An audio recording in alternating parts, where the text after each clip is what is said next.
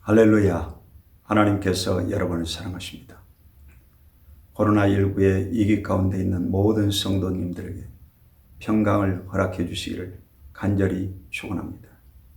오늘은 온 것에 온전한 그리스도인 세우기 성화의 원리 두 번째 시간 음란에 대해서 말씀을 함께 나누겠습니다. 오늘 읽으실 성경 말씀은 골로새서 3장 5절입니다. 그러므로 땅에 있는 지체를 죽이라. 곧 음란과 부정과 사욕과 악한 정욕과 탐심이. 탐심은 우상 숭배니라. 여기에서 단어 가운데 어려운 단어가 음란은 모든 비정상적인 성행위를 말하고, 부정은 더러운 것을 말하고, 사욕은 정욕을 말하고, 악한 정욕은 악한 욕망을 말하고, 탐심은 지나친 욕심을 말하는 것입니다. 이 모든 것이 바로 우상 숭배와 같다는 것입니다. 우상 숭배하면 3, 4대가 저주받게 되는 것이죠. 그러므로 우리가 철저히 다스려야 될 것이 바로 음란인 것입니다. 10계명의 제7계명에도 보면 출애굽기 20장 14절에 간음하지 말라라고 말하고 있습니다. 그런데 오늘날 세상을 살아가는데 죄 안 지는 사람 누가 있겠습니까?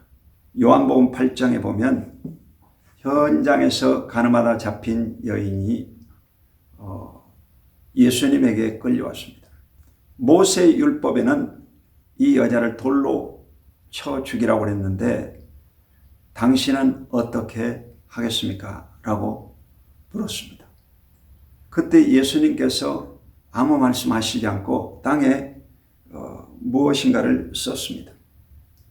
그리고 하신 말씀이 요한복음 8장 7절에 그들이 묻기를 마지 아니하는지라 이에 일어나 이르시되 너희 중에 죄 없는 자가 먼저 돌로 치라 하시고, 그리고 다시 예수님이 글을 쓰셨을 때 이들은 다 하나둘 돌멩이를 놓고 불불이 흩어지고 말았습니까? 예수님은 과연 그 땅바닥에다 무슨 글씨를 썼을까요? 모세의 10계명을 썼겠습니까? 아니면 그 사람들의 다 지은 죄를 썼겠습니까? 아무튼 그들이 양심의 가책을 받고 그를 죽이려고 하는 돌멩이를 다 놓고 도망갔다는 것입니다. 이것은 바로 모든 인간들은 다 죄악 가운데 노출되어 있는 것을 말씀하고 있는 것입니다.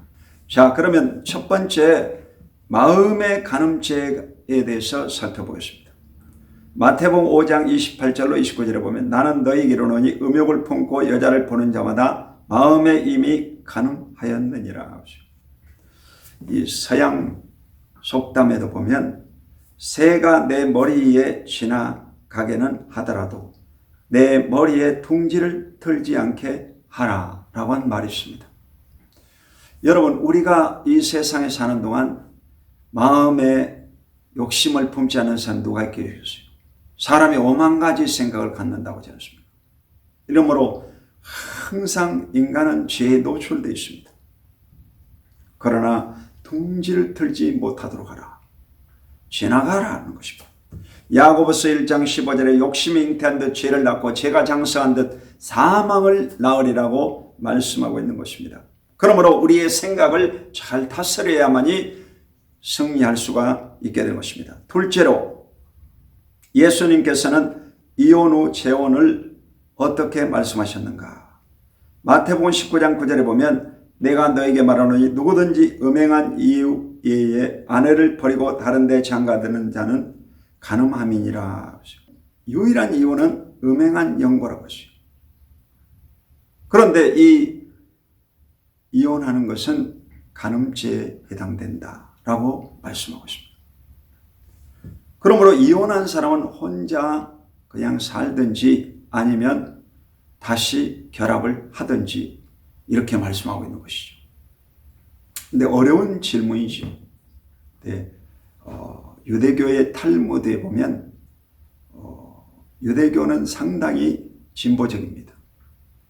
성적인 변에 대해서 관대합니다. 그래서 이 이혼도 납비의 허가를 받으면 가능하도록 되어 있는 것입니다.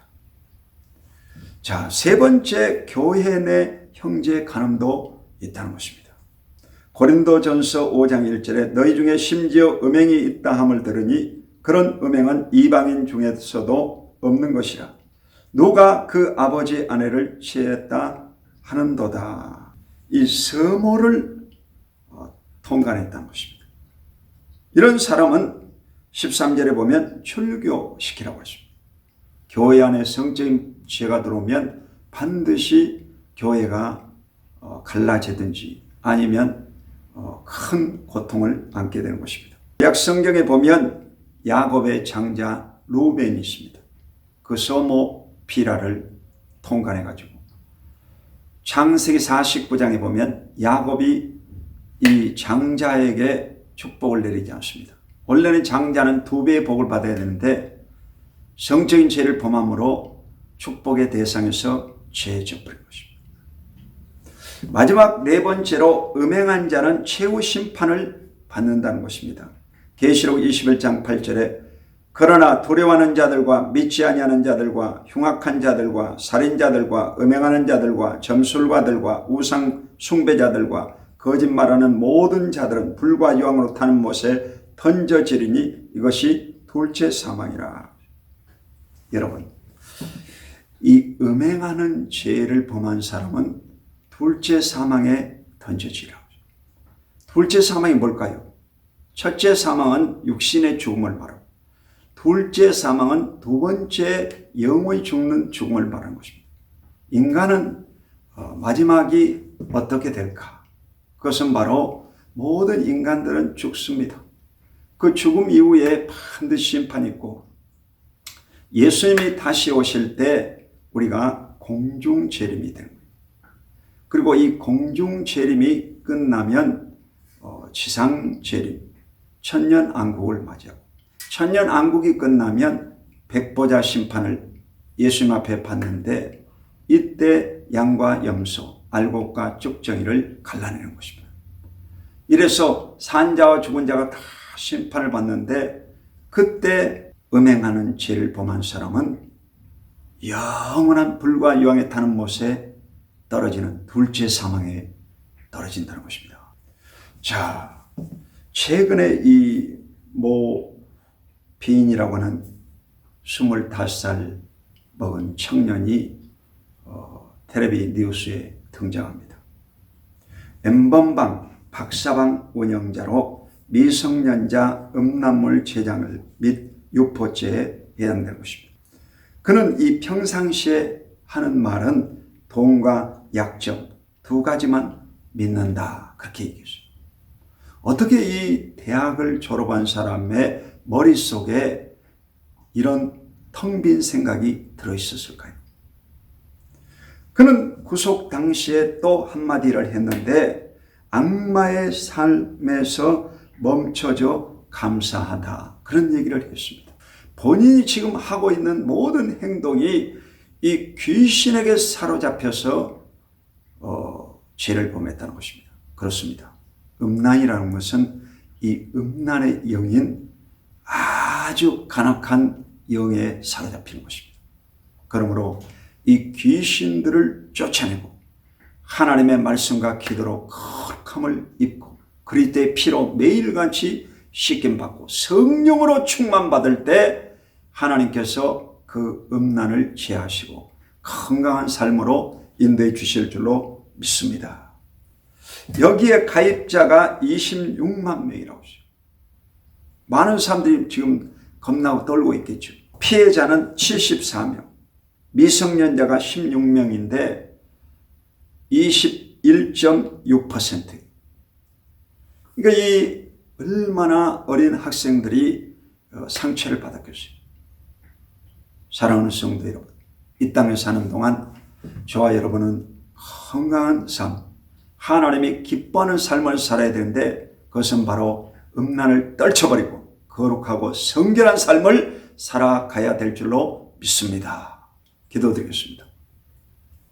사랑해 주님 고맙고 감사합니다.